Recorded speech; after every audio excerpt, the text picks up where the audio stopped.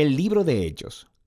En el primer video vimos que Lucas empieza el libro mostrándonos cómo el Jesús resucitado fue exaltado como el Rey del mundo. Él prometió enviar el Espíritu Santo como su presencia personal para empoderar a sus seguidores en su tarea de ir al mundo y ser testigos de las buenas nuevas de su reino, hasta que un día Él regrese. Y así empezó el movimiento en Jerusalén, cuando el Espíritu vino y transformó a los seguidores de Jesús en el nuevo templo prometido por los profetas de la Escritura. Pero esto generó conflicto con los líderes de Jerusalén y produjo la persecución de los cristianos. El Espíritu transformó esto en algo bueno. De hecho, se convirtió en el medio a través del cual las comunidades de Jesús, originalmente judías, fueron esparcidas fuera de Jerusalén para convertirse en un movimiento internacional multiétnico. Y la iglesia emblema de este diverso movimiento de Jesús estaba en Antioquía, la ciudad más grande del Imperio Romano en esa área. Nos quedamos con Bernabé y Pablo sirviendo en la iglesia de Antioquía, y el Espíritu mueve a la iglesia a enviarles en un viaje misionero, lo que abre toda una nueva sección en el libro. Las historias de Pablo y sus colaboradores viajando a diferentes ciudades en el Imperio Romano, anunciando las buenas nuevas de que Jesús es Rey. La primera misión es al interior de lo que se conoce como Asia Menor, que se encuentra en la Turquía moderna, y termina con una reunión importante de los apóstoles de vuelta en Jerusalén. La segunda misión es a través de Asia Menor y luego hacia la antigua Grecia. La tercera misión es a través de ese mismo territorio y concluye con el viaje de Pablo de vuelta a Jerusalén. Ahora, al contar todas estas historias, Lucas ha resaltado un número de temas importantes por medio de la repetición. Primero tenemos la misión continua a Israel.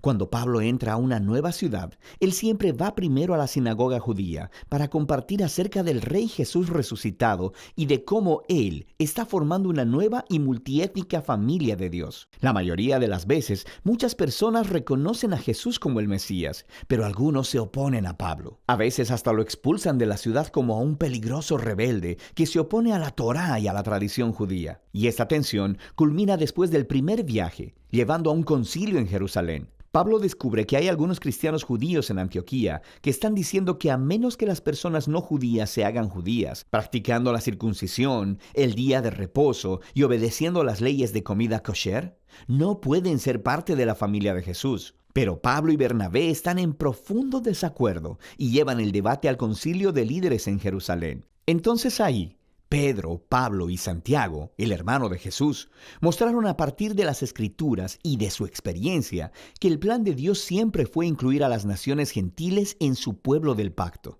Así que ellos escriben una carta pidiendo a los cristianos no judíos que dejen de participar en los sacrificios paganos del templo, pero no les requieren que adopten una identidad étnica judía o que obedezcan las leyes de la Torá. Esta decisión fue completamente revolucionaria para la historia del movimiento de Jesús.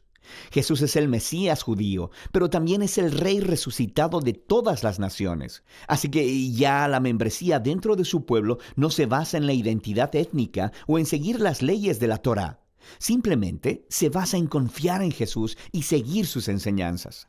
Y esta realidad multiétnica del movimiento de Jesús nos lleva al siguiente tema que Lucas quiere que veamos en estos viajes misioneros: el choque de culturas entre los primeros cristianos del mundo griego y romano. Lucas registra varios choques en Filipos, Atenas y Éfeso.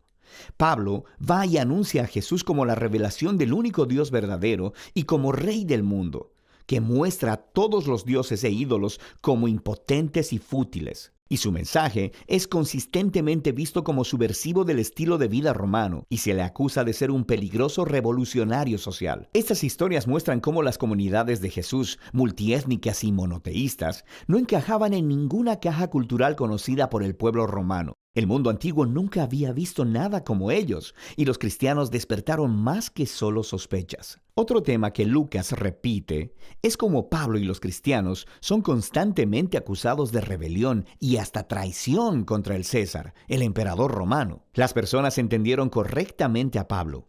Él anunciaba que había otro rey, Jesús. Y también vieron correctamente que la manera de vivir cristiana retaba muchos de los valores culturales romanos. Pero cada vez que Pablo es arrestado e interrogado frente a los oficiales romanos, ellos no ven ninguna amenaza y lo liberan. Estas historias nos muestran la paradoja que la iglesia primitiva presentaba al mundo. Era un movimiento mesiánico judío, pero era étnicamente diverso, lleno de comunidades que trataban como iguales a los hombres y a las mujeres, a los ricos y a los pobres, y a los esclavos y a los libres. Y todos ellos confesaban su lealtad solo al Rey Jesús y no a ningún otro dios o rey. Así que su mismísima existencia ponía de cabeza los valores centrales de la cultura romana. Pero los cristianos no representaban ninguna amenaza militar, porque Jesús les enseñó a ser personas de paz. Así que, del único crimen que Pablo y los cristianos pueden ser acusados es no conformarse al status quo. La última sección del libro retorna su enfoque al testimonio de Pablo esparciéndose desde Jerusalén hasta Roma. Su último viaje misionero termina en Jerusalén, donde su controversial reputación le precede. Es atacado por los judíos, quienes piensan él ha traicionado a Israel, lo que atrae la atención de los soldados romanos, quienes piensan que Pablo es un terrorista de Egipto, empezando una rebelión. Así que lo arrestan. De aquí, Pablo es sometido a juicio. Primero delante de los líderes judíos del Sanedrín en Jerusalén. Luego delante de una serie de líderes romanos en Cesarea. Allí está el gobernador Félix, quien remite el caso de Pablo al siguiente gobernador, Festo, quien eventualmente trae a Pablo delante del rey Agripa. Él termina en prisión durante años, aunque los cargos en ninguno de los tribunales fueron probados, porque lo que estaba haciendo era anunciando su esperanza en la resurrección que ha sido cumplida en el Rey Jesús. Esto difícilmente puede ser probado como un crimen, pero a este punto, el sistema legal romano no puede simplemente liberarlo, así que Pablo termina apelando a la Suprema Corte de Roma.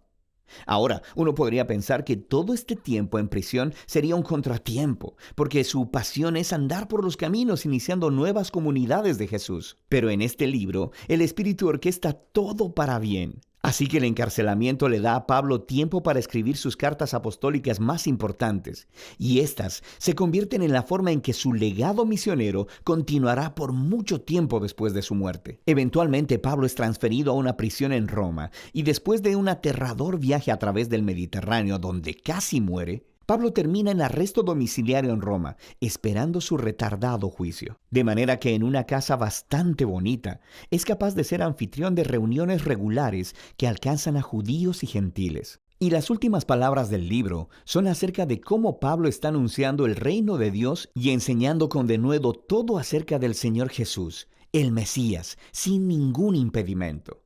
Todo esto sucediendo bajo las narices del César en Roma. La obra unificada de Lucas Hechos hace mucho más que darnos la historia de Jesús y la iglesia primitiva. Nos muestra cómo el reino de Dios vino a la tierra, como existe en el cielo, a través de la vida, muerte y resurrección de Jesús y de la venida de su Espíritu, empoderando a la iglesia para ser testigos desde Jerusalén hasta los confines de la tierra. Y mientras Lucas cuenta la historia, nos ha dado muchos ejemplos de cómo luce la fidelidad al Rey Jesús, compartiendo las buenas nuevas del resucitado Rey Jesús por medio de palabras y acciones. Significa formar comunidades de Jesús muy diversas, donde personas de todas las clases se reúnan, sean tratadas con igualdad, comprometan su lealtad al Rey Jesús y vivan obedeciendo sus enseñanzas. Todo esto se hace confiando en el poder y la guía del Espíritu Santo para liderar el camino hacia adelante. Y de eso se trata el libro de Hechos.